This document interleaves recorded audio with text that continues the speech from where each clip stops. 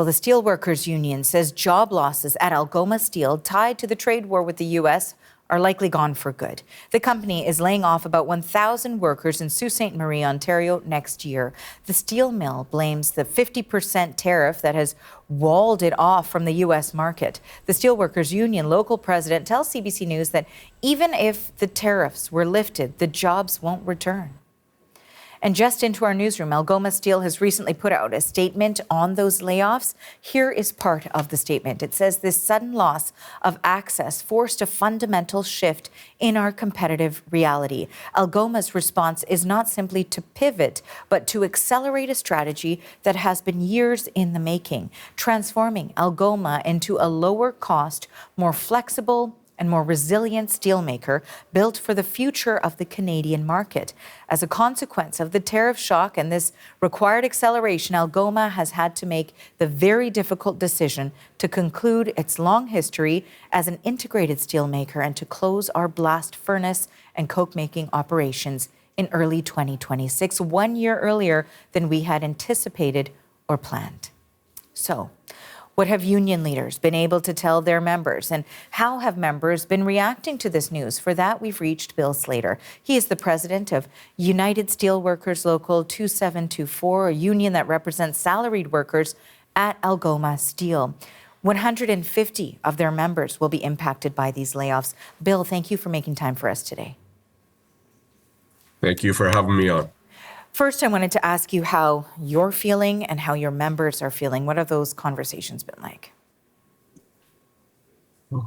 I mean, it's all anxiety, trying to figure out what the future looks like, how things will change going forward.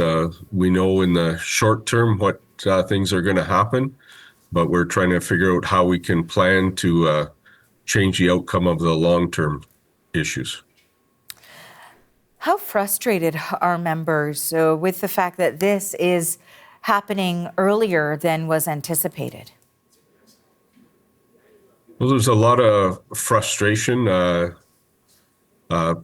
People were planning. I mean, there was people that would be eligible for unreduced pension if we had gone the full term, and now all of a sudden the work is being cut short. And they're not able to get their pension like they were planning on. There's other people that were just starting out and were trying to get themselves situated, and now that is gone. So it's frustrating. I mean, anytime anybody loses a job, it's frustrating, and I think it's more frustrating living in a community where there's not abundance of other jobs or places to go to. You know, when we look at the timeline of what has taken place here, we know that some layoffs were already expected as the steel mill, as we heard in that statement too, shuts its blast furnace and coke-making operations and transitions to an electric arc furnace, and that would be in early 2026. But there's a feeling that this was accelerated, and that's according to the statement, because of this trade war. Do you think enough has been done to sort of mitigate the damage done by that?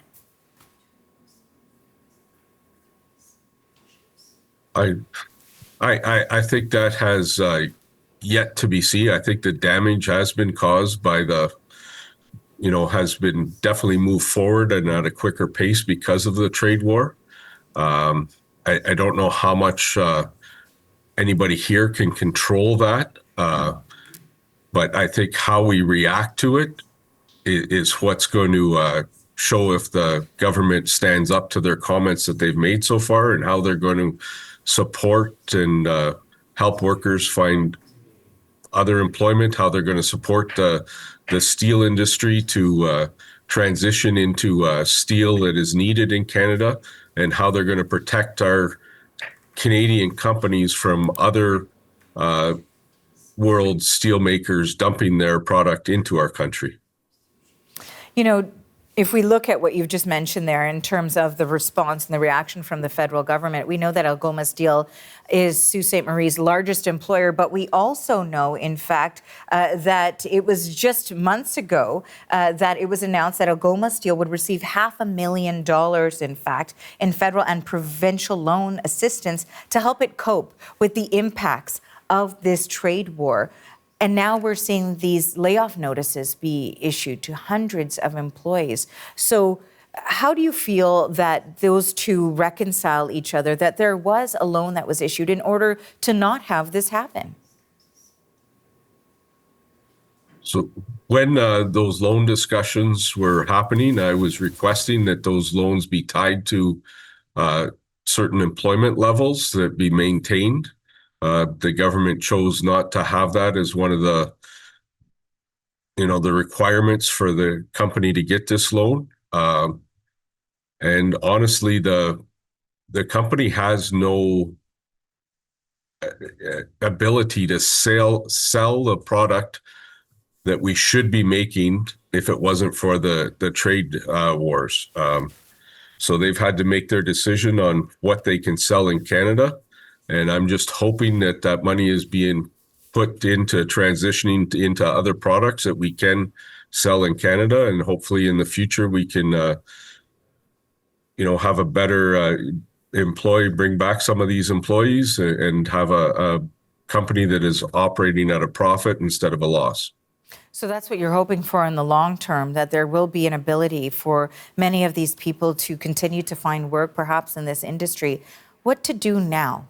A few weeks away from the holidays, so many people have these notices issued to them as they plan for the immediate future. What have you heard from your members?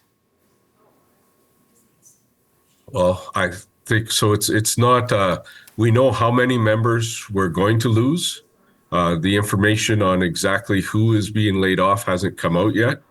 So probably the biggest question I get is people calling saying, do I need to look for another job? Am I going to be on the layoff list? So there's anxiety throughout the whole membership, trying to figure out what position they're going to be in come March 23rd. So we're hoping to get those answers from the company in the near future.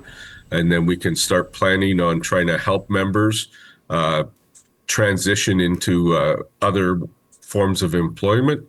That will be conditional on the government's providing us funding to run an action center here in Sault Ste. Marie to help those affected employees. No doubt, Bill, this is a heavy weight that you hold as you head into the holidays. I'm wondering, what sort of message do you have for provincial governments, for the company, for the federal government? I think it's pretty easy and clear. The message is they've all, made all the statements, how they're going to support the steel industry, how they're going to support Algoma Steel employees. Now it's time for them to put their money where their mouth was and see it. I think it's very important for these governments to realize that if they expect to be reelected in the future, they need to show that they can live up to some of the promises they've made. Bill, I want to thank you for taking some time out and joining us today.